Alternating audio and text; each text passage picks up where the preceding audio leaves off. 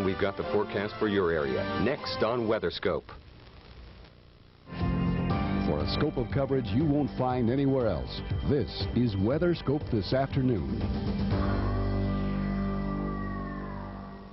What could prove to be a classic nor'easter threatens to bring more snow to the East Coast this weekend. Thanks for tuning in. I'm Mike Seidel here at the Weather Channel. And I'm Sharon Resultan, and we're going to have more on that storm in just a few moments. But first, a look at the current situation, starting out with Boston. We'll take you into the Northeast. Folks here still dealing with a lot of with that forecast in just a moment, so you don't want to switch the channel just yet. Look at what's happening here in the Northwest. A huge ridge, and Mike talked a little bit about the ridge and then the trough in the east.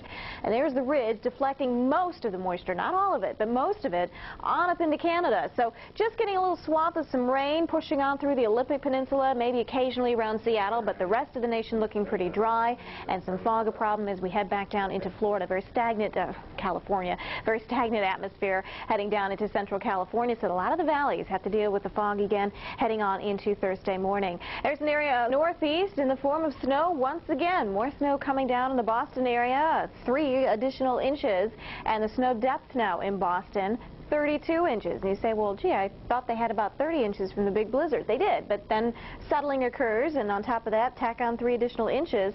And now things looking much improved as just a few flurries around Boston. The Cape's still getting a little bit of light snow, but heading out further to off to these spots as well. Elsewhere, maybe a good couple of inches from, say, the Susquehanna region back down into around the Scranton area, an additional couple of inches there.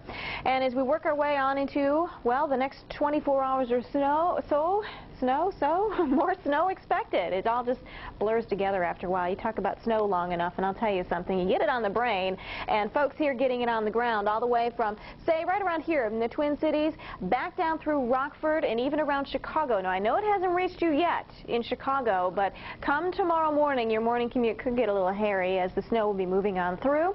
And look at this little blob here. We think we might actually find anywhere from 6 to 12 inches.